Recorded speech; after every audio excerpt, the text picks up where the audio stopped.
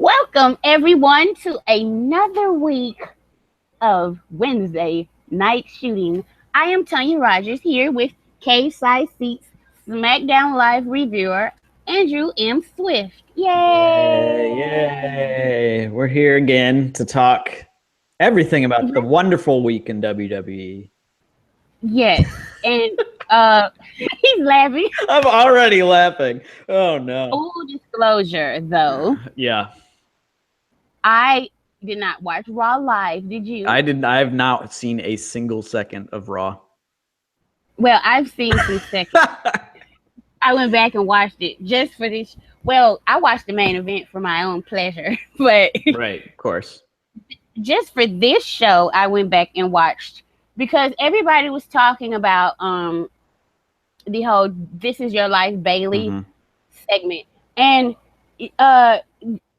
because the fuckamoo of the week is whoever the fuck thought that was a good idea.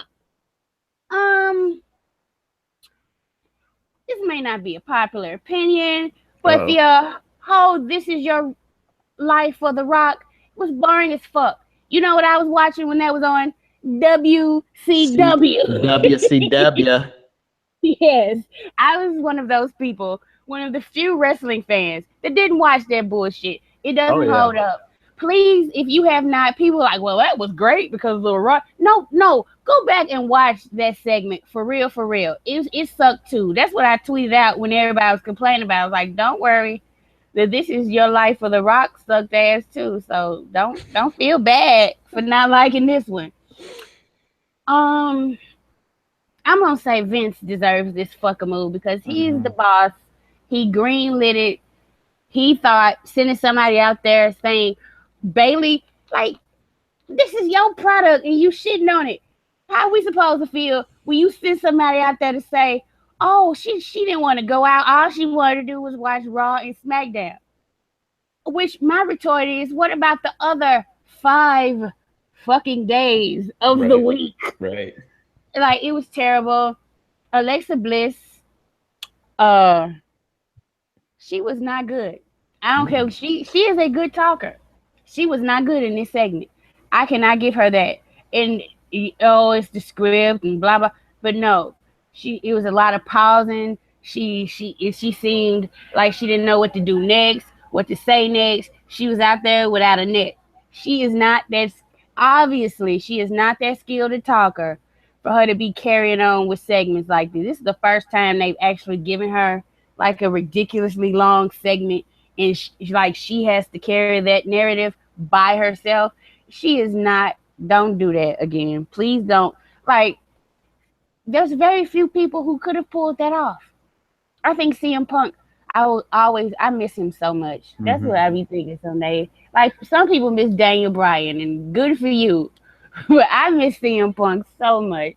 I want him to fail at everything he's doing so he can come back to WWE right now. It's so sad, Andrew. I miss him so much. Yep. And it's Triple H's fucking fault. Okay, but other than that, I did watch the main event because I'm never gonna miss an opportunity to see Roman Reigns in his natural alignment of a heel. Right. So really appreciate that the drive-by is not just a move. It's a move that he's actually, like, in these matches targeting body areas. And that's like, it's so good to see because that means he's growing and evolving in the ring. He's learning shit. And it's always great when you can learn. Now, as for the rest of Raw, I don't have anything to say about it. Except for, like, I saw the Goldust and R-Truth stuff. And I did see that. I saw that on YouTube. R-Truth with the throwback lines to Pulp Fiction. That is gonna pop me every time because that was a movie that changed my life. So I'm excited for what could happen there. You're seeing 2 old guys giving them a chance in the mid card fill up some time and entertain some people. That's a good thing to see. Mm-hmm. So, can we? Do you want to just go on and get to SmackDown Live? Yep. Yeah. I didn't watch. So, tell me what happened in the beginning of the show because I caught it in like when New Day was coming out. All right, so let's see if I remember right. The opening of the show was like a highlight reel with Kevin Owens, and he was doing his thing about how he's like, first, like he started it, and like within 3 sentences, he's like, "I'm the face of America," and I'm like, "God damn it, we're back to this shit again." And then he was talking about how like you never see Chris Jericho again, blah blah blah, and then Nakamura's guest, so he called him out. Nakamura did his full entrance, and Owens is bantering at him a little bit, like, "Oh, the last guy that was a rock star in WWE, I like ended his career," talking about Jericho or whatever, blah blah. And it was like, okay, fine. I sound so excited, don't I? And Nakamura like was about to speak, but like about to deliver his retort, and Corbin's music immediately hit, like before he could even say a word. And it was just like, this fucking shit. Like, God damn it. So then Corbin comes out and he's doing his thing. He's like, blah, blah, blah, blah. He calls Kevin Owens Cartman, which is a thing now, apparently, which there's a gif of Nakamura reacting to it, being like, "Oh, this fucking bullshit." It's just hilarious. Yeah, so they banter. Hold on, wait a minute. Do they realize that like nobody fucking watches South Park anymore? Right? I didn't even know it was still airing. Like, I legit did not know it was still airing. Okay, go on. But apparently, I mean, when did South Park start? Like 1999 or some shit? I'm gonna look this up. 98 or 99. I think I was in the 8th grade. Yeah, I know I was like 1997. Whew. A long fucking time ago. I was in like 6th, 7th grade then. 20 years ago. 20 fucking years ago. You cannot find a better reference. Oh my God. Yeah, so anyway, Kevin Owens is Cartman now, and then the heels like Owens said something clever. Oh yeah, because Corbin was like, "Oh, let's look at the clip of me beating the shit out of Sami Zayn last week." And then like Owens after it, he was like, "Wait, did you just interrupt my show so you could come on and tell me how you beat Sami Zayn for 15 minutes when I've been doing it for 15 years or some shit or whatever?" So then they were like bantering back and forth, and then they're two heels. So they're like, "Why are we yelling at each other?" So then they started fighting, started beating down, attacking Nakamura, and he was fighting back. And then the heels started working him over, and then Sammy came out of nowhere. He does this so well. Like, you know how you can always tell people running through the crowd, like coming in from some crazy direction, like that you can just hear it. He just comes out of nowhere. I don't know. He's got some weird teleportation powers or something. It's kind of incredible. But he came in. He's got the Bray Wyatt gimmick or something. Yeah, I don't know. Maybe.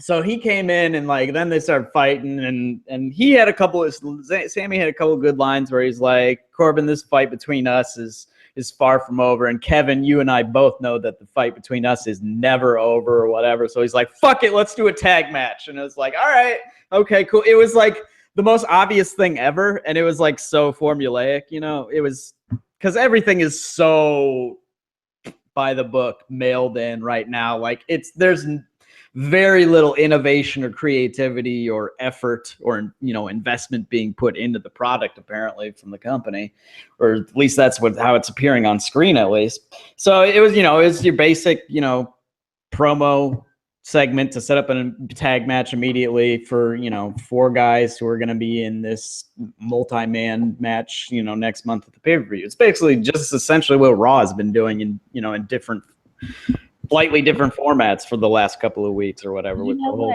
5-way shit. Andrew, to see somebody as special as Shinsuke, right? Motherfucking Nakamura, just being put in these like a regular old geek, it makes my teeth in my head and my asshole hurt at the same time. Like, how dare you put him in a tag team match, player? Player. How dare you? 2 weeks in a row. 2 fucking weeks in a row. And he pinned Owens both times with Kinshasa. So then next week it sets up a match of apparently non-title, which I don't know why it's non-title. If he's pinned the champion 2 weeks in a row, why doesn't he get a title shot?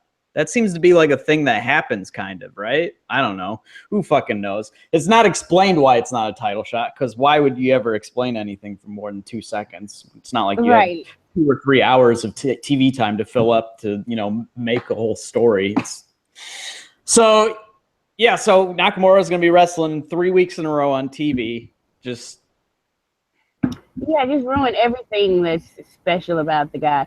And of course, Kevin Owens is gonna sit in motherfucking headlock. Fucking headlock. Because Nakamura notoriously takes it easy. Mm-hmm. So and Kevin Owens is the same way. Mm-hmm. We were having this discussion in the daily ones about coasting. Yeah. And somebody actually said that the guy in my avatar never coasts. And I'm like, I'm not going to bring up this argument because it's my dude. But I wasn't. But motherfucker was coasting like a motherfucker with Kevin Owens. It was not just KO that was coasting in a lot of. Roman was like, yeah, put me in the headlock for 5 minutes. Who gives a fuck? But I just cannot see the benefit of constantly putting Shinsuke in these matches that mean nothing. There's no. It's literally just it's filling time. It's we got a match coming up in a couple of weeks at a pay-per-view multi-man match. So we'll just make different iterations, of these 5 or 6 dudes or whatever, just to run matches and fill time. There's nothing to it really whatsoever. And poor Sammy trying to actually put meaning into the shit. He's trying to reference stuff and stuff. It's man, give it your best shot. But good for Sammy. Good for him. That guy he's his terrific. Spirit has not been broken by the main roster. And that's the great thing. It's amazing because all of our spirits are broken, but his is somehow not. I don't know. So that started SmackDown, and then I don't know what happened after that. There was something happened at that point, and then they went to, I think, into the tag stuff, which is the only really good part of the show. In all honesty. So that stuff was great, and then they did the women's stuff in the main event. It was, it was whatever. It was very bland. There were some very good parts. All the tag stuff was terrific, but otherwise, whatever. Do you think that the silhouette in the it was definitely summer. It was definitely summer. Do you think is there a possibility that she might be? Because she has a history with both of the guys. Yes, that's true. I don't know. Maybe it's possible. She could be some femme fatale mystery. Nobody knows what's going on. She's doing shit in the background. I don't know. I'd be so in for that. I'd be so in for that. Of course, just summarize on that'd TV. Be terrific.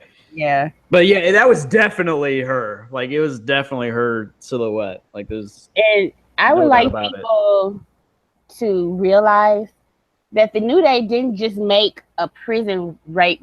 When Biggie said, we see them, we want some, that's from the Boondocks. Yeah. That line is specifically from the Boondocks about a prison rape. So I feel like the Atlanta crowd kind of got it too. Yeah, they did. I feel there was some recognition there.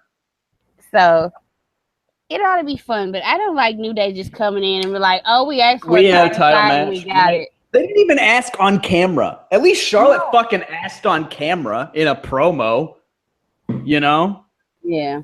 They just showed up and gave Shane some drugs last week on Talking Smack and got him to. That's the real angle. That's the real fucking angle here. New Day fucking drugged Shane into giving them a title match. That's some fucked up shit.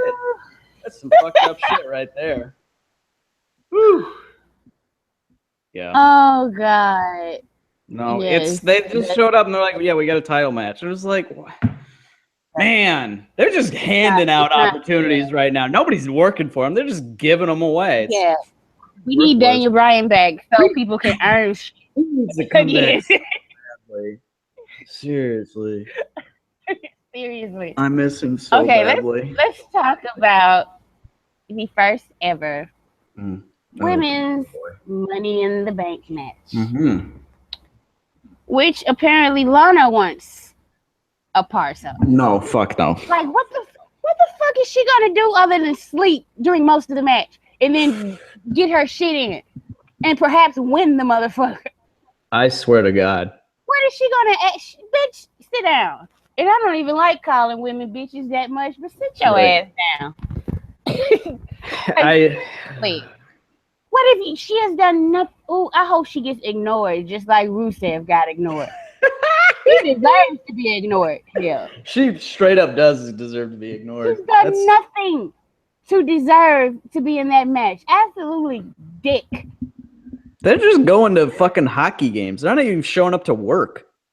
Right. They're like the PG version of Almas down in NXT. At least he's getting lit all the time. And he still shows up for work. Right. So they're like... They just at hockey games and don't come. They're like Brock Lesnar without the UFC background. Without the pedigree. To be fair, I like Rusev. But without the history and pedigree and presence and all that shit, you know. Booking.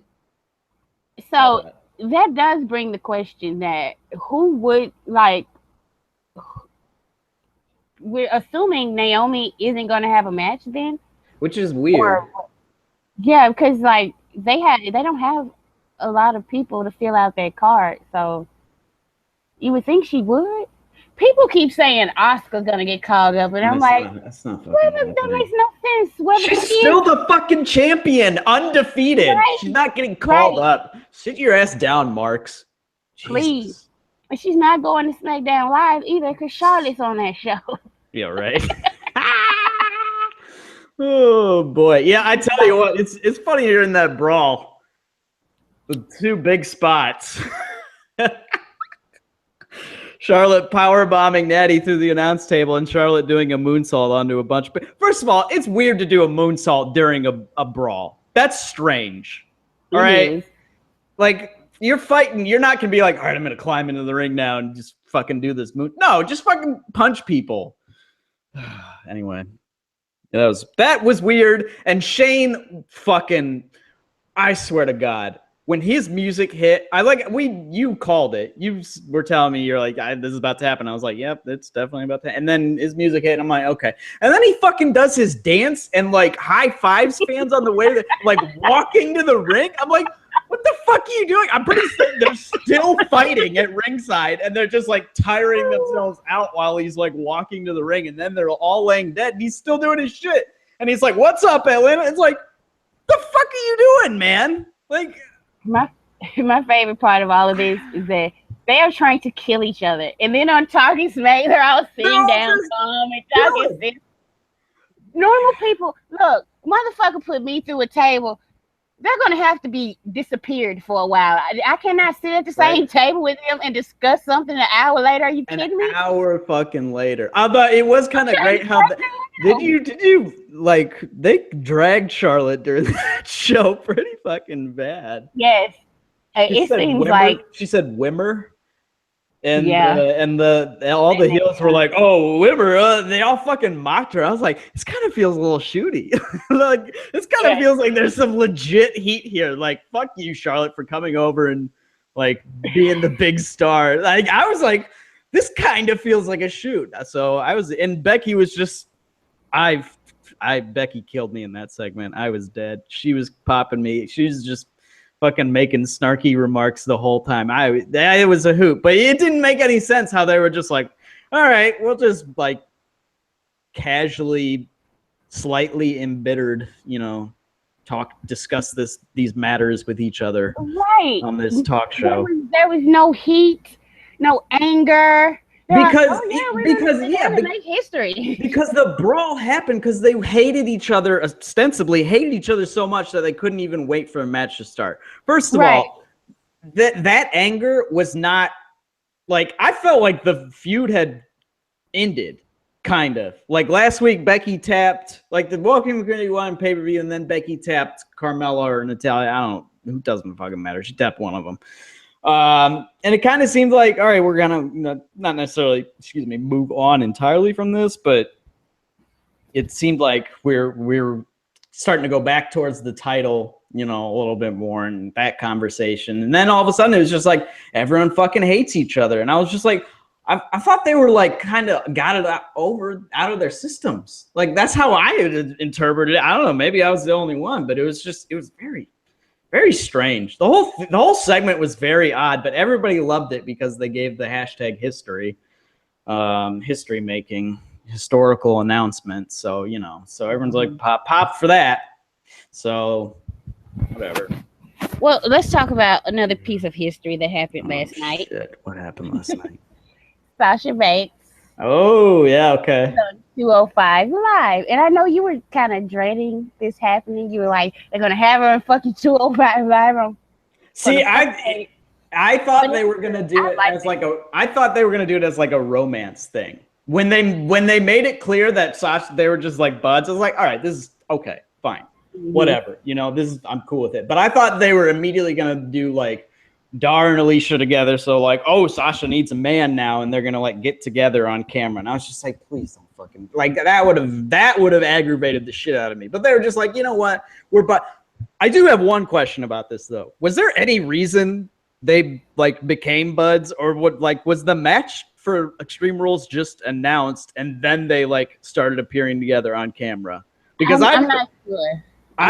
Somebody in the comments, tell me if like there was a reason for like Rich and Sasha to like join forces, because I literally don't know of one. As far as I can tell from not watching Raw and just looking at shit online, like they announced the match. Sasha was having her issues with Dar and Foxy, and they announced the match with Swan because it's in Baltimore. And then they had a segment. They're like, oh yeah, we're teaming up. And it's like, wait, what? This order seems backward. I think Rich Swann has been having his issues with the couple on 205 Live. Oh, so it's like they have a common enemy. Yeah, but nobody fucking watches that show. So how am I supposed to know that shit? I did watch 205 Live last night, though. I'll tell you, And the best part was Sasha snatching them edges. She's back to her back to the good old boss that we know and love, snatching edges. That was terrific. Yeah, that whole fucking match. I swear to God, the camera was on Sasha more than it was on the dudes in the ring. Like every 4 seconds they just cut to her. She's a wonderful Miss Elizabeth. Like she looked very concerned when like Rich was getting beat up and she was cheering him on. She's great as the valet who's she was doing like good facial expressions. She was like getting the crowd into it, doing like the clapping and stuff, like doing that. She's a very attentive professional wrestler. She is. She's very good at this. She's just wonderful. Adam Rice says none. I don't think there ever was one. So I don't think they were both in the Black Excellence photo. Yes. I will never forget that. No, I would not either. Also, all those people in that photo lost their titles a week later. Oh, she was giving me life in that bodysuit too, girl. Ooh, I love it. I was like, damn, Sasha. Vince trying to get her away from Makazi, and we need to do something. Like first it was Enzo. Yeah. Fucking creepy ass Enzo. Vince was like, nah, she ain't gonna go for Enzo. Let me stick the big dog on her and see what happens. But Roman like, she ain't really my type. So right, yeah. and now it's Rich Swann. She's married, Vince. Stop pairing her up with me. Stop fucking doing this shit. Yeah. Yeah, Vince is like, nah, he's very manipulative of his talent. It's fucked up. It's so fucked up. This whole company is fucked up. He's manipulative of his talent, and he don't like the fact that Lana and Rusev are together. No.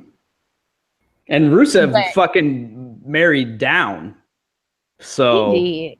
because Lana's just a fucking Oh, she's terrible. thought. She's a thought, as Naomi would say. Is that how you pronounce that? Thought. Yeah. Yeah. THOT. Thought.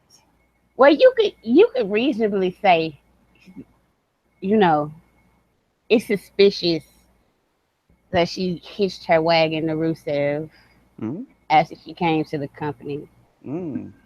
Wait, but, I don't know. I don't know the history of that shit. So no, I don't know that shit. So yeah, so it's 205 Live happened. That match was awful, by the way, because Noam Dar is boring as hell.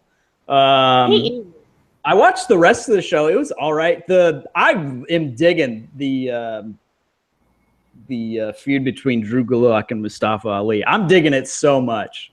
Like, it's my favorite feud in the company right now. Like, without question. Like, the whole, including NXT? Oh, fuck, I forgot NXT. Yeah, everything in NXT is better than anything on the main roster. So I just, just main roster shit then. It's main roster. Yeah. NXT is in a world of its own right now. I don't have a favorite feud on the main roster. Yeah, I don't have a favorite feud on the main roster. I guess I'm kind of looking forward to what happens if Finn Balor wins Sunday to see how they treat him against Brock. But nah, I'm not really into any feuds going on right now. Yeah, I'm not. I don't want to see Finn and Brock because I worry. It makes me worry. Honestly, what they should do, they should fucking put Finn over. They should just fucking do it. It would because WWE right now feels so fucking stale and so mailed in, and it seems like they're putting in so little effort into the product right now. So it's just like they need to do something to get people to be like, oh shit, maybe I actually do need to pay attention right now until for the next, month and a half until July 15th or 20th, whenever the build to SummerSlam starts, Marcel made a comment. He still contend that the end story for Roman Russo was supposed to be, I'm about to throw up. I can see it. Lana leaving Rusev for Roman. I could see it. Wouldn't surprise me. He likes black women, so that It's out the picture. No, Lana. Oh my God, I would have rage quit. So mad. Of all the women. Of all of them. Of all the women. Of all of them. In the company. No, not her. Yeah. What I think they should do, instead of WWE, when they were WWF, they didn't used to wait a whole fucking year for WrestleMania for special shit to happen. They want Roman Reigns to beat Brock Lesnar. Why the fuck won't they just have him win Sunday and then beat him at Great Balls of Fire? Yeah. Just fucking do it. Just do it. Just fucking do it. Yeah. It baffles my mind. Why just fucking do it. Just have him beat Brock all fucking ready. We know that, and instead of that, you're going to feed these other guys to Brock. And then Brock's going to shit all over them during the match unless they get smart and wrap him in the face and make his teeth clatter, which, Finn, I don't even know if he's capable of doing that. But, the rumor is that everybody in that Fatal 4-Way is going to face Brock.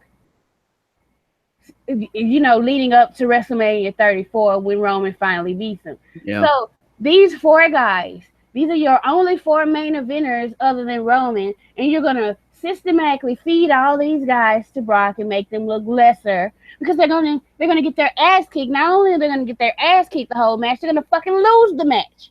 Yep.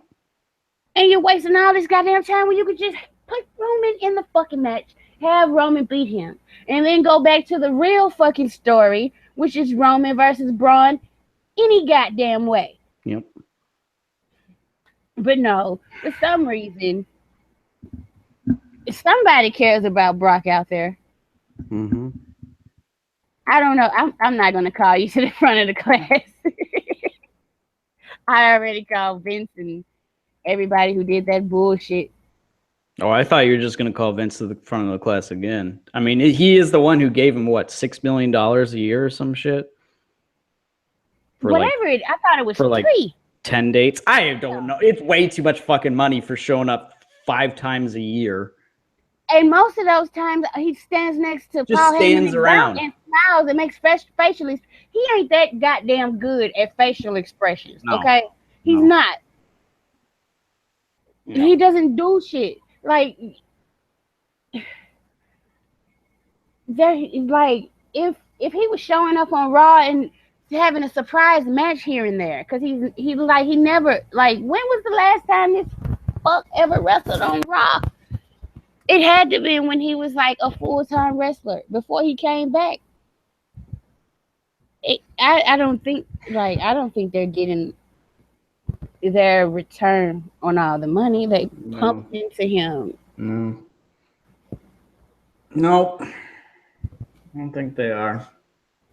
And but okay, I talk shit about Brock, but please miss me on talking on you trying to rationalize anyway that Jinder Mahal is better than Brock because he shows up. Come on now, stop that. If Brock was being paid to show up every week, he would be a better fucking champion than Jinder Mahal. Please stop it. Please. If he was showing up even like once a month. Yes, if he was showing up once a month and doing stuff to carry the narrative. The problem is Brock is bored with all doesn't give a fuck. Yeah. He don't want to. Yeah, he thinks most of these wrestlers are beneath him, and you're not going to change that. And like, I could buy Bray cracking him in the mouth. I could buy Samoa Joe cracking him in the mouth. Even Seth Rollins, who broke John Cena's nose, I can buy Seth Rollins shooting on him, but not Finn Balor. And I don't know, man.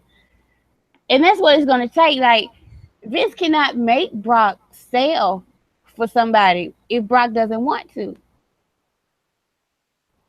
Vince can't make Brock issue, which is a fucking issue. If that's the case, you should fire his fucking ass. Right? Yep. So main roster's great. Right. What, but 36 minutes? Yep. We've got 36 minutes on the main roster. I agree. Brock don't want none. I think AJ would crack his ass too. That's true. It's fair. He wouldn't hesitate in the beginning of the match. But I think like the word has gotten out like of what you got to do when you get in a match with him. That's why like Ambrose was upset and Brock didn't want to do anything. He didn't want to give anything. And everybody was coming down on him. But then Roman said this exact same thing. He was like, yeah, he didn't want to give me shit either. But when the bad way, Roman was like, okay, you ain't got to give me. And I just recently, because there was a discussion about WrestleManias and which one you like more. Was it 30 or 31? And I said, I like 31 better, of course, for obvious reasons. But I fell asleep on WrestleMania 30 when it was live. And can you believe, as I was watching WrestleMania 30 this past weekend, I fell asleep on it. But I went back and I watched the main event between Brock and Roman. And like when Roman is on the apron and Brock comes at him and he gets that knee to the face, Brock is legit after that spitting out blood. So that was like like Roman had it in his head like, I'm really gonna have to fight him like I'm actually in a real fight. So I think it annoys me too. With Dean did put a lot of work into that Brock match, but he was hitting him with kayfabe work punches, and Brock just wasn't gonna respect it. And we all know it's not supposed to be real, but Brock misses the UFC, so he gonna have to get it some kind of way. And he ain't going back there anytime soon. No, he ain't going back there anytime soon. So if you hit him with a work punch, he's gonna be like, okay, well I'm gonna suplex your ass all night till you get the point. Mm-hmm. And he never respected Dean. Like people, please go back and watch the triple threat at Fastlane with him and Dean and Roman, and you can it's Brock went out of his way to disrespect Dean in that match. That's why I wasn't surprised by the WrestleMania. I was telling everybody this match is gonna be shit. He is going to geek Dean Ambrose out. People are like, well, I don't know. I'm like, well, I do. Go back and watch the triple threat. Anytime Dean did anything to him, he laughed it off. Roman would hit him, he would sell for Roman. I was like, this man is going out of his way to let people know that Dean Ambrose ain't shit. So that's the Brock Lesnar problem. And I don't like Finn's cut and everything, but especially if he come with that demon paint and the wig, Brock gonna be laughing his ass off at that entrance. Be like, oh, this is so cute. He gets people to raise their hands with him. Ha ha. He's here to put tears in children's eyes. Remember that. So I understand but Brock don't even upset me. Vince lets him do it. Yeah. Oh yeah. I mean, if you can get away with it, fucking get away with it, you know? Exactly. If you can, you can. And that's the whole point. It should upset everybody. Like look at all the respect he gave Goldberg's old, tired, crusty ass. I can't wrestle a normal match without getting hurt ass. Look how much respect he gave Goldberg. He is not going to give anybody on that roster that same respect. He's not.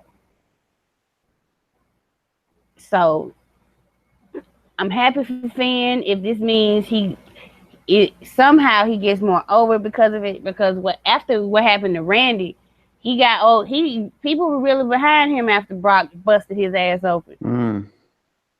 And one of those things, and maybe Finn can use that to stay over, get pushed a little bit longer. But I do not look forward to that match. Like, damn you, Braun, for getting injured. Seriously. Do you think? Yeah. Do you think?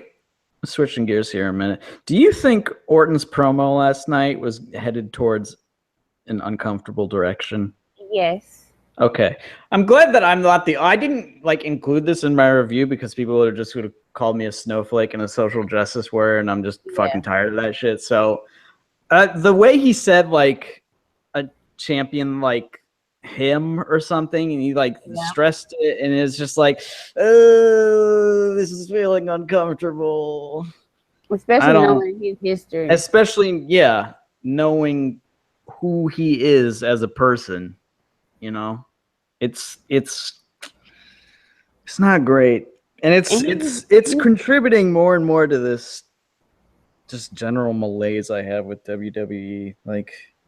Honestly, it's part of it is because the product is bad, but a large part of it is because real shit in the world is so bad. And then I think, oh yeah, there's a McMahon in the cabinet, and they gave millions of dollars, and it's just when the product is bad, that sort of shit gets very hard to overlook, and that's kind of where I'm at right now. So I don't know. I'm just very down on WWE. Well, one thing I found out yesterday is that the biggest snowflakes are the people who support the current president. That has always been the case. No fucking doubt about that. They can when it's somebody. How dare Starbucks change my fucking Christmas cup? Right? Fucking morons. or like feeling like, okay, this is not wrestling related. Let's go on and get on into this. In case you people didn't know, Kathy Griffin, who I am a fan of, I'll just be honest. She did something really fucking stupid, and she, like, I don't know why people would fucking do this. Like, it's the president. She posted some images of her as if she beheaded the 45th president. Now, I don't condone these at all. And she shouldn't have done that. Now, first of all, some people are like, well, if a celebrity had did that to Obama, stop your sentence. Liberals run Hollywood. Nobody's gonna, if they want to fucking work in entertainment, they're not gonna fucking do that to somebody like Obama. They're gonna be blacklisted. They're not gonna fucking do something like that. Well, hold on. There was a celebrity who started their political career by claiming Obama was not an American citizen. But he didn't pose with an image of the president dead. Yeah, you know what? 6 of one, half dozen of the other. Like, one is clearly a joke. Like, a bad joke, nonetheless, but a joke. I don't think Kathy Griffin is actually saying she's going to behead Donald Trump. No. But Donald Trump literally said, and still does, I believe to this day, pretty much, say that the 44th president was not an American. And he only said it because he was black. Okay, that's true. But so this is my whole... We're like, oh, civility, it's so fucking such an issue now. No, fuck you. If you weren't saying this shit, have you seen this dude's political career since day fucking one? If you are now just starting talking about fucking civility, you are part of the fucking problem. This is my whole thing. Like, if you supported him, there were people at his rallies with Obama on a noose. Where is the fucking civility then? Yep. Where is the fucking civility all around this country? Like, do you know how many times I have seen Obama portrayed as subhuman or Hitler or a monkey or lynched? To the fact that when, like, his first year in office, I had become like, it didn't even bother me anymore. Mm-hmm. And it was coming from the same people who will cry and complain at any little slight against him. It's called freedom of speech, and people are going to say shitty things, unfortunately, especially if you're the president of the United States.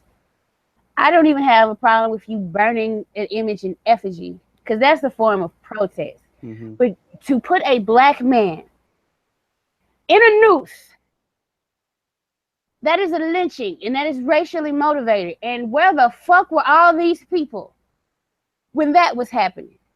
Nowhere. But oh, now we got to feel sorry for his son because somebody let him see those images. And if I'm the president, my kids are not watching TV, period.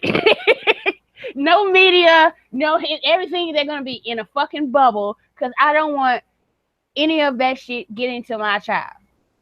So please miss me on all of this shit. If it was okay to do to the 44th president, it's okay to do to the 45th. Especially mock him, which is the name of this show. What the Covfefe?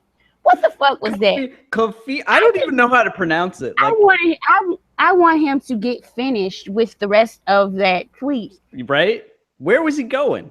I'm very curious. I was telling you this just before we went on the air. That tweet came out at like 12:07 in the morning or whatever, and I was still writing the review, but I didn't see the tweet until after the review went live. Right. And I'm very upset because I absolutely would have just put the fucking headline as something to do with Covfefe for the review, just because fuck it. I mean, in the review, I was just asking people what their favorite cookie was and shit, and talking shit about oatmeal raisin. I don't even dislike oatmeal raisin cookies. I was just trying to stir shit up. So when I saw you said snickerdoodles and macadamia nuts, I was like, see, this is why he's my boy, because I am right there with you. Okay. I was trying to. I was picking shit. God damn it. I was picking shit that I figured people would like go back on, and they didn't. So maybe those. I mean, those are my legit favorites, but I don't know. I can't eat none with raisins in it. Nothing. Nothing. No. I hate raisins. They are dried up grapes, and they are the scourge of the earth. This is a good point. Ted Nugent literally threatened Obama and Hillary. Nobody did shit. And they invited him to the White House. What? He was, right? And also, I do not feel sorry for his youngest son because Melania, that's a motherfucking G. As much as I do not like Donald Trump, Melania G, because she don't give a fuck. She is not putting on, she did not sign up for this. And she ain't going along with it. Every time he tried to touch her, she swat his hand away. She's like, you know what this is, goddammit. You know why I married you. I'm not holding your hand. I got respect for Melania. I do. Because she's like, I did not sign up for none of this shit. I'm not co-signing it whatsoever. I'm here. I'm being nice. Don't make them clock. That's a real woman right there. She know what she signed up for, and she ain't doing nothing extra. Oh Lord, it gives me life every time I see him try to touch her, and she avoid contact. Oh, I love her so much. So I didn't see like any of those tweets. Like I feel like the first one I saw was Sammy's tweet. Like I had a good wrestle tonight with 2 like Covfefe or whatever, and I was just like, what the fuck does that mean? And then I like scrolled down and I was like, oh my god, this is amazing. Okay. So that was the thing that happened. John Cena put it on Instagram. John Cena he's a national treasure. Let's be real. He is. Ever since he got with Nikki, he's been like a decent person. I'm gonna give her all the credit. There is a song with Fabulous and Neo called "You Make Me Better." Ooh. Kim Kardashian actually it goes, "I'm a movement by myself, but I'm a force when we're together." That's what that is. He got with Nikki, and she made him better. Yeah, I dig it. She's making him a better person. Yes. So so Covfefe, like, for some reason, like I had this weird, like, this happened right when I woke up. I had been, of course, like thinking about it throughout my deep sleep of like 5 hours or 4.5 hours or whatever the fuck it was. And I woke up, and for some reason, like the first image I had in my mind was Shane McMahon doing like his weird shit during the women's segment, and then it went to like an imaginary scenario in the back where like Shane was pitching an idea to creative, and it's the old joke where Shane walks into the room and just writes Brock on the whiteboard or whatever. I'm just imagining Shane walking into a room and just writing Covfefe on the whiteboard and just fucking putting it down and walking out. So that's like the funniest fucking image in my head for like the whole day. It's been killing me nonstop. Oh Jesus. Yeah. It's Jesus. been a hoot. I will say this about Shane McMahon. When they were all in that photo in the Oval Office, he was the only one wearing a blue tie. So yeah, he seems like that seems like if everybody else is wearing a red tie, that seems like kind of a pointed message, doesn't it? That probably was his way of like saying, I am just here because my family's here. Right? Yeah. I am not down. I don't get jiggy with none of this shit. No. Yeah. So like, I hope my favorite wrestlers, whatever political, like if they don't lean a certain way, just like if you support the president, just support him silently, please. Yeah, please don't say shit like that will make me not like you. My worst nightmare is that Roman tweets something positive. Oh my God. Can you imagine? I would burn. I have each and every Roman Reigns shirt there is. I even have the Roman Reigns Undertaker shirt. I even have his new shirt on order from the website. Like, oh Jesus. I probably stop watching wrestling. See, See, this is where I was. I don't think he does though. Yeah, this is the only scenario in which it was smart of me to decide that all my favorite wrestlers would be young minority women. Otherwise, it was a really fucking bad idea to have this go through my head. But in terms of politics, I'm okay. I never have to worry about that shit. I feel like I'm okay because he's married to a black woman. Yeah, that's true. But he never tweets anything political. So maybe he's like one of them motherfuckers who's like, don't even vote. Yeah, yeah, that's fair. Oh, and some people get upset, but like, I used to get upset, but then I realized, like, I live in Mississippi, and black people are very disenfranchised, and yep, they're like, what's the point? It's already bought and sold. My vote doesn't matter, and I'm like, I still got to get up and do it though, because it's too many people died for my black ass to go in there and vote. Mm-hmm. It's like I don't want their deaths to be in vain. Right. That's mostly why I vote. It's like the dude that hosts the Daily Show. I heard him in an interview, and he was saying that like Democrat and Republican, like they're really driving people apart, because a lot of people who vote Democrat, and I can attest to this, they voted because it's the best option, and Democrats take it for granted. Yeah, we're voting for you by default because the other party is way worse. Yeah, and basically says we don't give a fuck about you. Oh yes, I love Summers. Very vocally anti-Trump. Summers terrific. She's great. She's great. Absolutely great. And so is Seth. People, you talk your shit about Seth all you want. All I know is he didn't vote for that motherfucker. It's definitely true. It's definitely true. So the fact that Seth loves to wrestle when he comes down here, he gives it his all, and he's fucking woke at that. And he might meet a woman that takes away all his misogynist ways one day. So there's hope for him.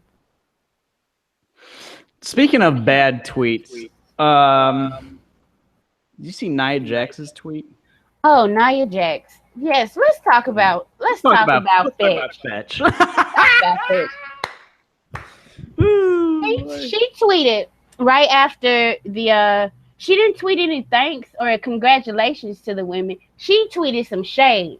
It's nice to see SmackDown uses all the women on the roster. Well, maybe they would use you if you were any good. Yep. They're not using Dana Brooke either. This is true. They're not even using poor Mickie James. She gets used as enhancement though. That's true. They used her last week. James, she gets moved to Raw to do nothing. She would have been in this ladder match. Oh, don't tell me. Don't remind me. Instead of Tamina, we could have had Mickie James. Right? Oh, God. And Mickie James, I done seen her in some dope-ass cage matches in TNA. Yeah. That's the one thing TNA, they was way ahead of that shit before W. That was the one thing I really liked about Dixie Carter. She really let them women do matches. Like there was a woman there named Roxy Laveau, and her thing was she was like the hardcore bitch. She would get busted open, and now I'm not saying everything they did was smart, because there was a situation with Daphne where she got fucked up real bad and they didn't want to pay her medical bills. But as far as like just treating women like the rest of the men, I really appreciated that about TNA. WWE is way behind. Yes, Mickie James in a ladder match though. Oh my God. Don't remind me of it. It said we're gonna get Carmella and Tamina cannot move anymore. Like she can barely get that leg up for the super kick. Yeah. Tamina need to retire. Did you see? You watched Talking Smack, right?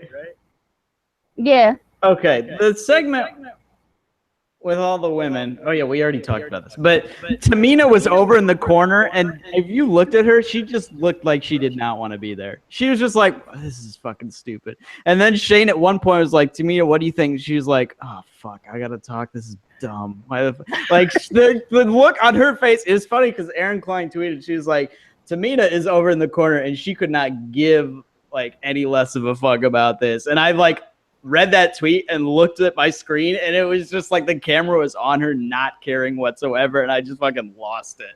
I was just like, oh my god, this is terrific. So yeah. The Make Young Classic cannot happen fast enough. God damn, let's get some more women on these rosters. Well, here's the thing: are they gonna be? Used? You're right. Are they gonna be used? Like NXT will be lit as fuck. I mean, let's be real. NXT is gonna be so fucking dope here in like 2 months. Especially when they got Pete Dunne coming out having matches like every once in a while. Oh my! You see the pop he got tonight? Oh my god! That fucking put his name on the Tron, and everybody stood the fuck up. Oh my god! Everybody lost their shit. Pete Dunne. Yeah, you're. It's almost he's such a baby. I'm not usually like attracted to babies, but I make an exception. Lord, when you married, are you into black women, Pete? Me.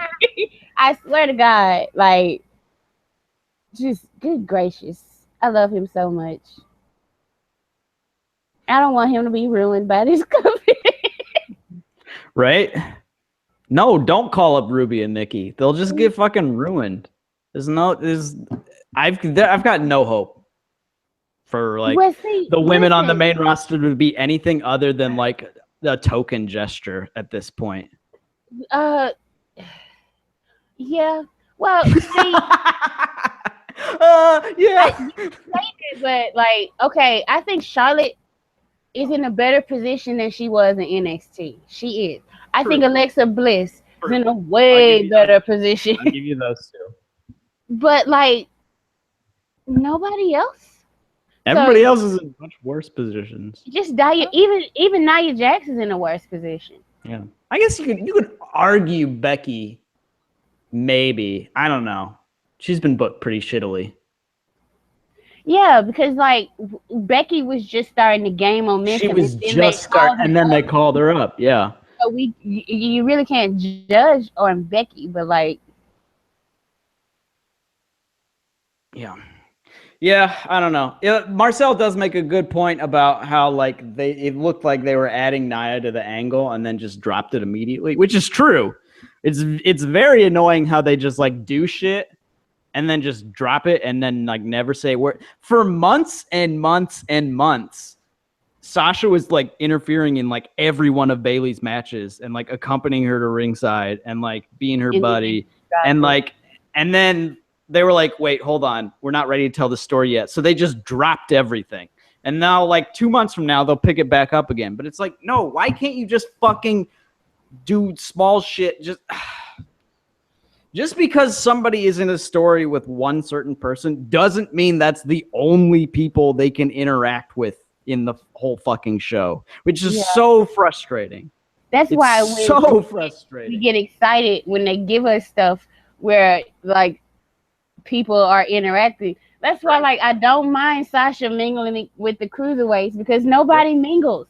Nobody fucking mingles. Everybody's in the party in their own corner. Nobody's fucking mingling.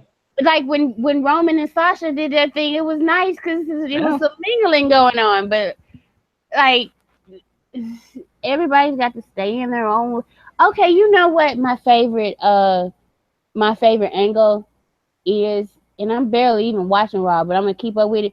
Who the fuck keeps attacking Enzo Amore? Because it is fucking Big Cass. If it's not Big Cass, this is the worst angle ever. If it is, because they're trying to make it seem like it's the Revival. But why would the fuck the Revival don't need to beat up Enzo? Come on. If that's what we doing, you have just killed the Revival. Why they gotta jump Enzo Amore of all people? Right? Yeah, why aren't they jumping Cass? Like, Right. Enzo's not a fucking threat. Right. So if it's not Big Cass, I would be very disappointed. But I think it is. They've mismanaged a lot of people. Yep. Go see Mickie James' most recent tweet. Yep. I don't think I follow her. I think it's the one about the ladder match. What did she say? Hold on. Yes. Congrats, ladies. Huge fan of making history. I can't wait to watch. Heart, dollar sign. I don't know what the last emoji is. It looks like a house or some shit. I have no idea. She probably mad. She probably. I'm sure she want to be in it. Yep. God, Mickie James, Lord, when you thought about, oh, they showing my gift. Thank you, Matt. I love it. For the rest of my life, I will love this gift. Wait, what's now? Oh yeah, yes sir. Yes. That's a hoot. I'm not gonna lie. What was it on Monday? I did see the clip of Sasha dancing. I saw it on Twitter from Total Divas Apps, and I cracked a big smile. I did. It was Sasha having fun, mate. She's just having fun. It's just like, you know what? This makes me feel good. I'm gonna be okay with this now. Like, I know last week I was like, God, when they put Sasha on 205 Live, I was all bitching and shit, but I was just like, yeah. My favorite part is when she like pretended to pull the rope, and then Rich Swann walked over, and then they did the thing together. I was like, oh, they talked about that. Oh yeah, for sure. They totally synchronized that shit. See, Sasha pays attention to detail. Like when she works with somebody, she's gonna give you a little something extra, like the belt clink with Roman, and then the dancing with Rich. See, we need people like that, motivated. Just talk to Vince. Dye your hair fucking blonde. I don't know what to tell you. Seriously, who fucking knows? Oh, but we do have a pay-per-view coming up, and fuck. Yes. Oh yeah, Caitlin's going to it. Caitlin's in the thread. She's going. Right, Caitlin? Is that right? You're going to Extreme Rules, I think. So we're gonna have half an hour from me, and I'm just fuck it. Nope, I don't care.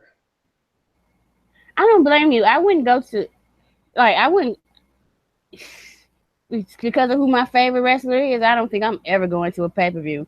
Right? Oh, I'm finna pay all this money to see these motherfuckers boo him. Fucking neck beards. Right? I did not pay for this. No. He can come down here, and he's treated like a god king that he is, because we're a bunch of marks down here. I don't think we are not smarts. Like we'll be on the internet and we'll know all this shit, but when it's time to go to the show, our face we're cheering them, their heel we're booing them. It's just how we operate down here. So let's see. That's kind of how I've started to operate too. Like every show I've been to in the last, I guess I haven't really rooted for a heel at a show since TakeOver Brooklyn 2015 when I was rooting for Sasha. And come on, it was Sasha Banks.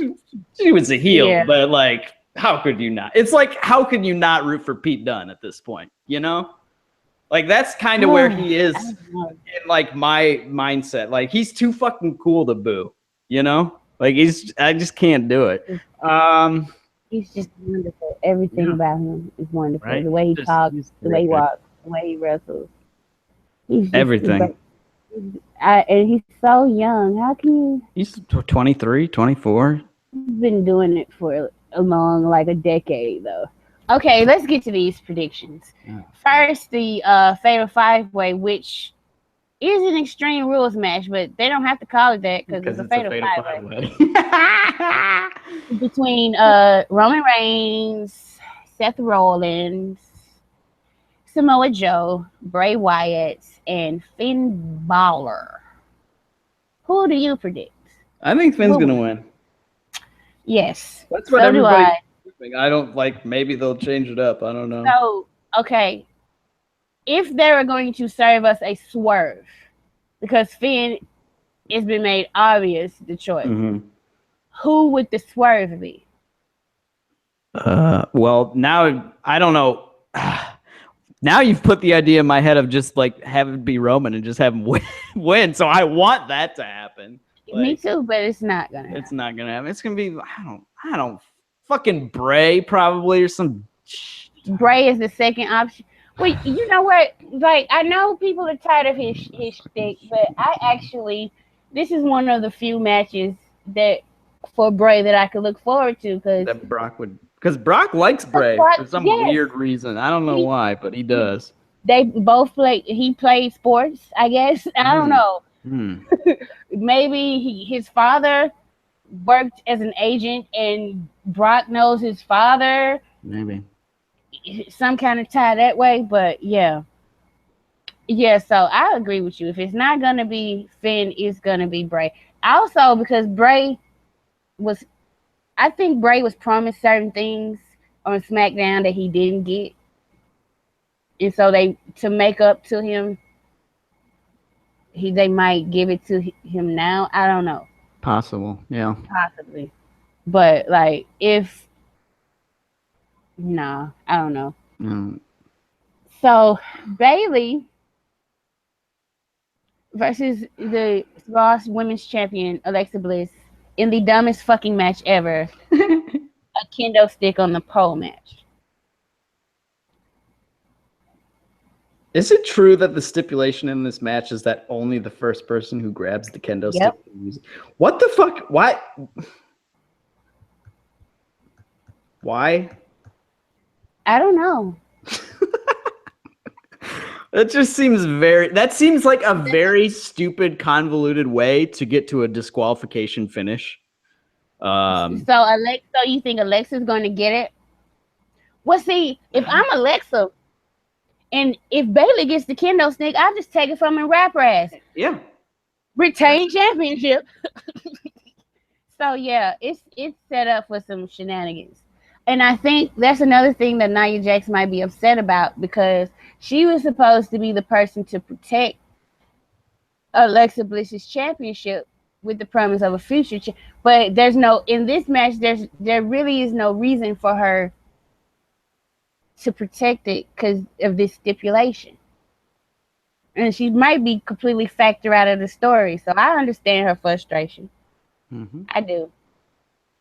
It's stupid, but Alexa retains. Yep. And it's going to be a stupid way. It's going to be some dumb way that it happens, and it's going to make Bayley look like shit. And just like pretty much everything has made Bayley look like shit for They have been making her look like shit since Alexa was called over. Yep. They've been making her look like shit. Yep. That's crazy. Dean Ambrose, who is the Intercontinental Champion? I did not even know that. I was thinking the other day, who the fuck is the Intercontinental? Who is the Is he really? Holy shit. That's what happens when I don't watch Raw. I have no idea what's going on. Against The Miz. Wait, they're feuding? Yes. Fucking hell. With the stipulation that if Dean Ambrose is disqualified, The Miz will win the Intercontinental Championship. And I think that's exactly what's going to happen. So, Dean is going to lose the title by disqualification. Yes. Why the fuck would...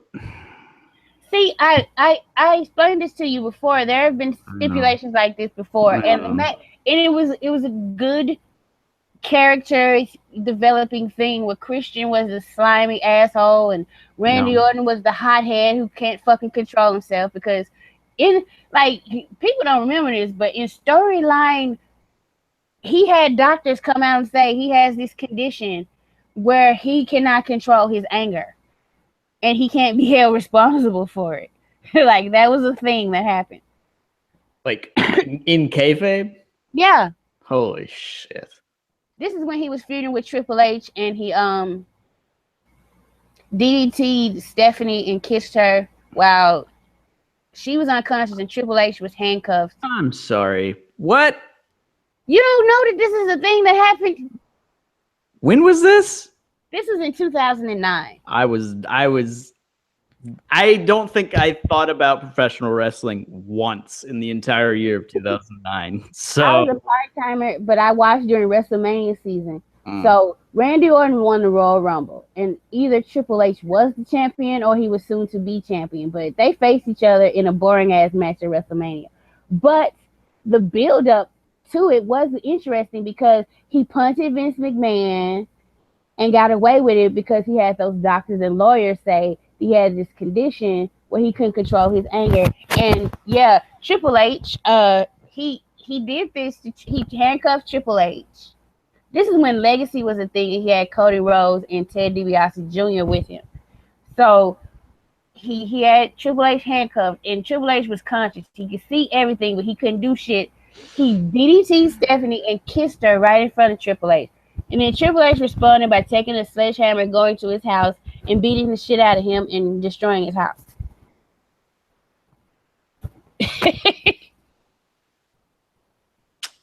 yeah. Yeah. So okay. So who do you think's gonna What, for the Intercontinental Championship? I don't know. I'm going with whatever you are going because I haven't watched. I don't know what the fuck's going on.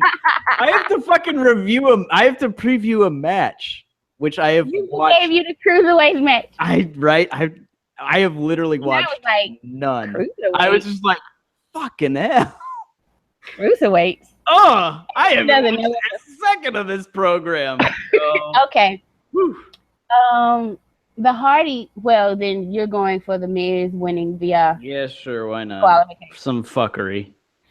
So, the Hardy Boys take on Sheamus and Cesaro in the steel cage match for the Raw Tag Team Championship. That sounds lit, actually. Yeah, that's good.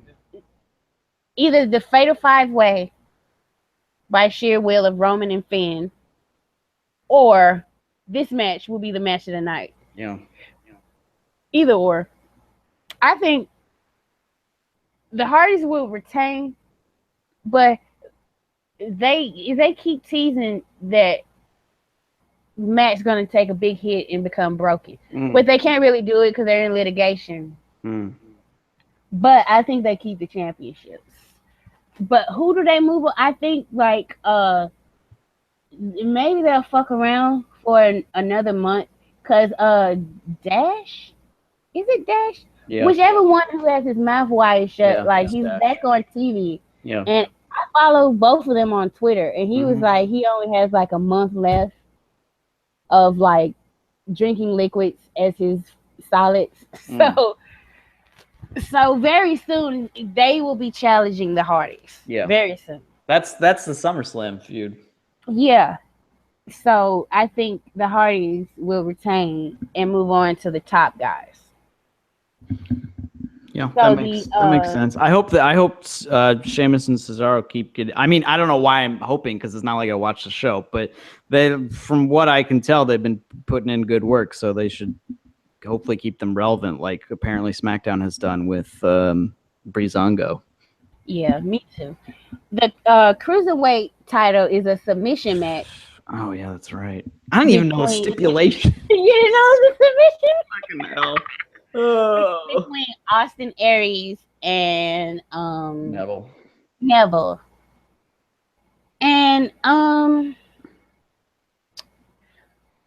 don't know. I don't think they're gonna do too many title changes. I think Neville retains. I think so too. Also, like, I don't know. It just doesn't feel like they're gonna. I don't know. Like, it feels like they're building up some baby faces, but they don't really have any ulterior heels. Tozawa is the baby face. I think they might build Tozawa up. And Ali, like, I guess they got Gulak. I don't think Gulak's going to be in the title feud. And TJP was champion and sucked, but he's been, I guess, better now as a piece of shit douchebag. But even still. So I think Neville's gonna keep the title probably. Yeah. Then we have, I think, Goldust and R-Truth. Is they gonna get a match? I think they are. I'm not sure, but let's just say they are. I think Goldust is gonna win. Yeah, I think that's the right call. I am so here for Goldust being Goldust again, by the way. Goldust is like one of my 10 favorite wrestlers of all time. Like, and like of all of my favorite wrestlers, there's like 2 from before like 2014. And it's fucking Goldust and Bret Hart. So, you know. See, this is why I love you, Andrew. I know, right? We are on the same page with this.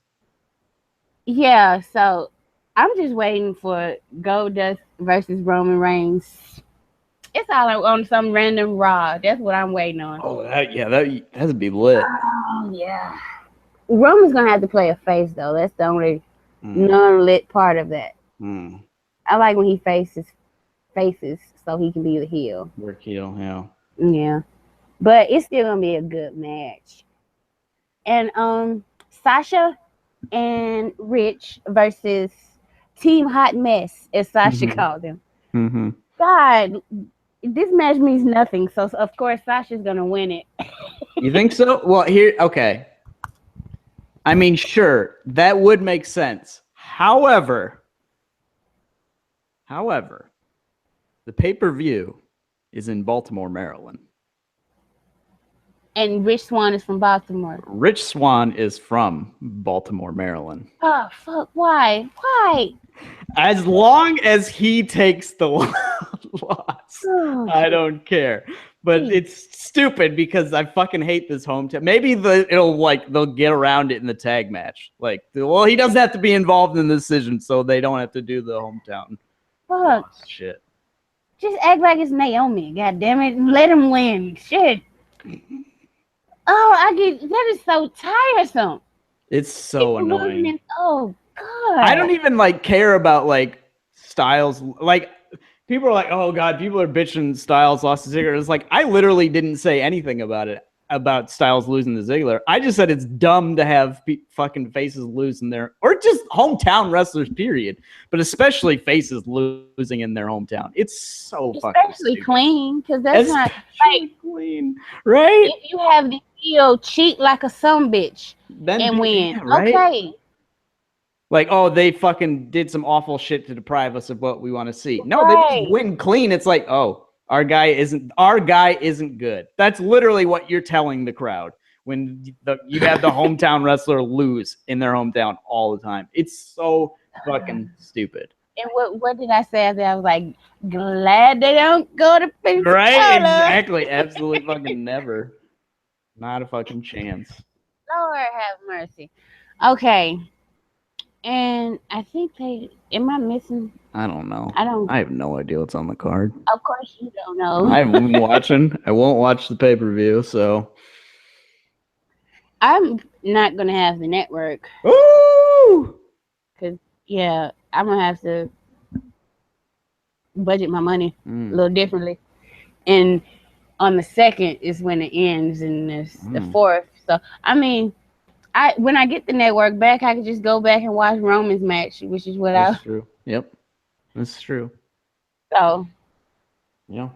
I don't really need the network until SummerSlam. I feel like that's the next. It's totally true. Like, you can catch up. Because I was doing live after every pay-per-view, and I was no, I can't hold up. And then I was doing it with Fizzy, and I love him to death, but he is so different. His views are so different, and I'm talking about what sucks. He's like, well, I actually like that. I'm like, of course you liked it, Fizzy. Of course you did, Fizzy. You like everything that people don't like. Right? And if people like it, like, well, I don't actually like what. So my next live after will be live after SummerSlam. Woo, boy! I should FaceTime into that from some random bar in Brooklyn, just fucking lit as fuck. It's like 1 o'clock in the morning. Yeah, I know. So I'm gonna FaceTime from some bar in Brooklyn. It's gonna be fucking lit. I'm gonna fucking call in, and for some strange reason, I'll have wandered into some wrestlers in some bar, and we'll have some guests on. Wouldn't that be fucking hilarious? It's Oh not going. It's wow. not going to happen. I'm I so would. sorry that I put this idea in your head of like me showing up with Charlotte and Becky, Like I and don't really Charlotte just want. taking the piss out of me. Like, I oh don't really fuck want you. wrestlers to know that I do this. I'd be like, what the fuck does she know? Right? I know, right? She's Ooh. never wrestled a day in her life. And like that is not true. I have taken bumps a long, long time ago. But I was never trained though. I think that is all the matches. Yeah, I have to assume so. I don't know, man. Just wrestling is just. I mean, WWE for me is basically wrestling. Like I do watch some indie stuff, but like if I'm down on WWE, it's gonna be really hard for me to get into like other indie shit like in a big way. And I'm at the point where like if I'm like making dinner or something and I'm just like, oh, I'll throw something on my laptop or whatever. It's no longer wrestling matches. It's just like, I'm picking random shows or whatever. I don't my interest has just plummeted in the last couple of months. I don't know. It'll happen. It always happens, but Hopefully something will bring it back around. hopefully something will come back. But right now it's just not looking good.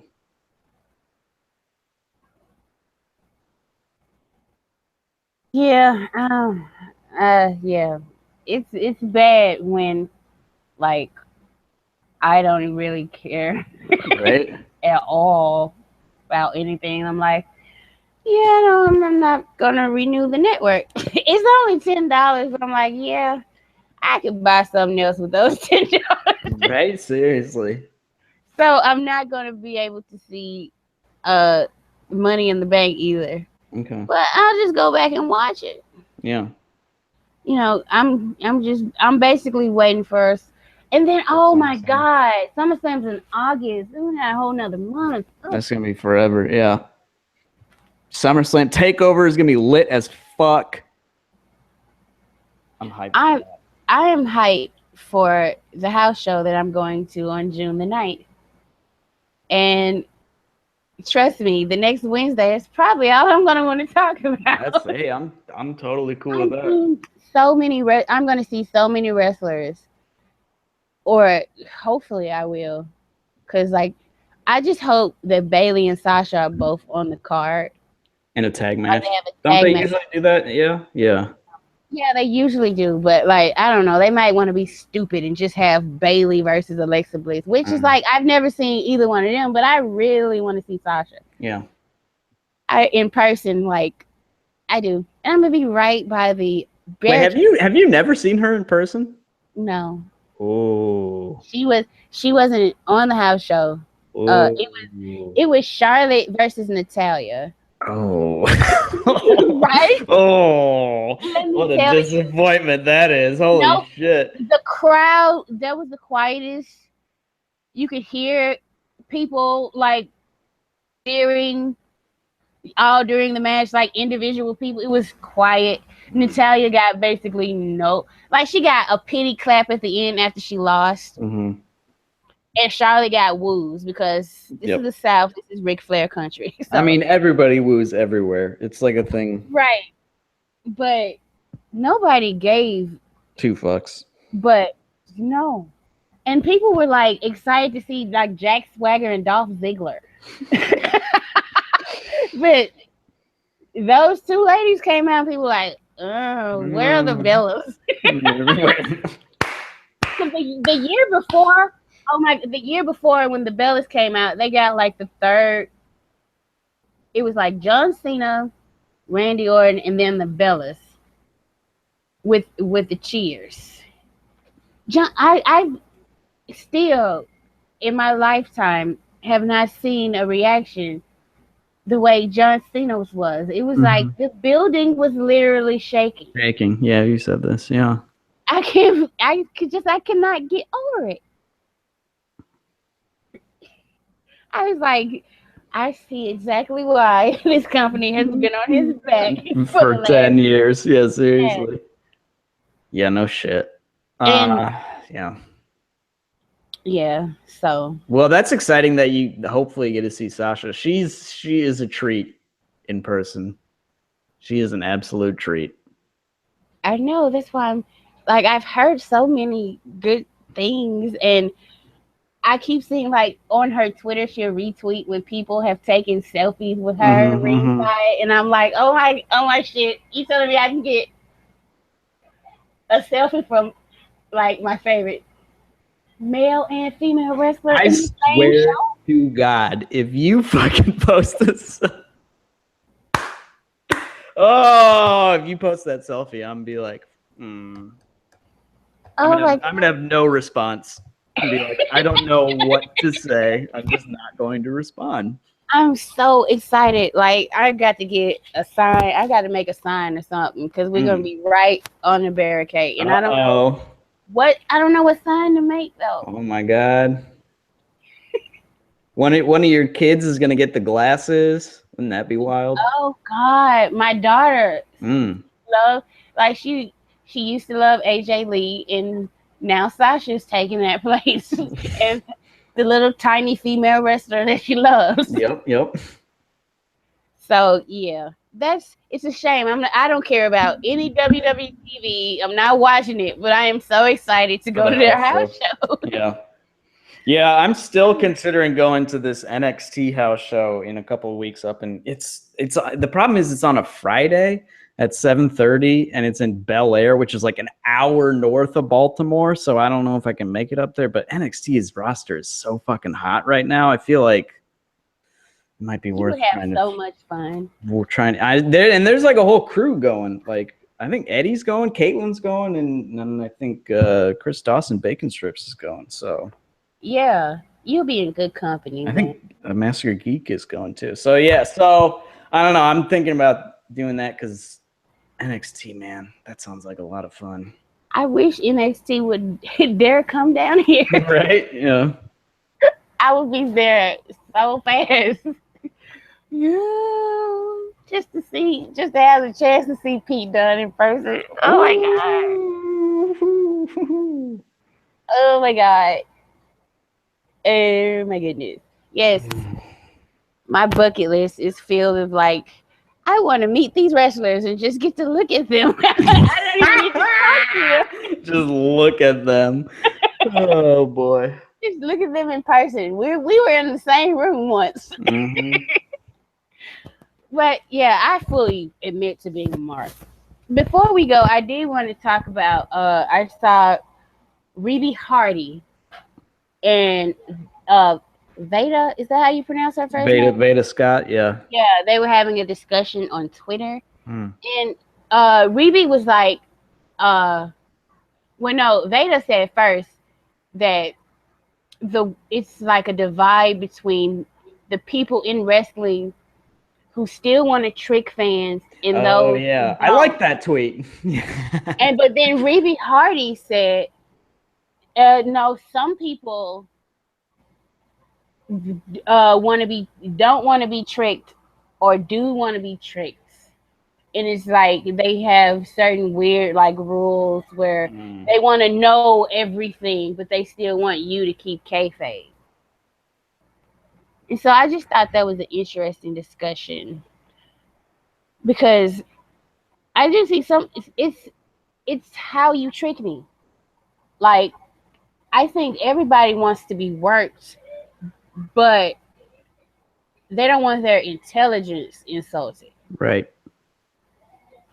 And that's where the problem comes in, when you feel like the company is insulting your intelligence, or they're basically telling you need to like this person, you better like this person, because we're not going to give you any other options to like but this person.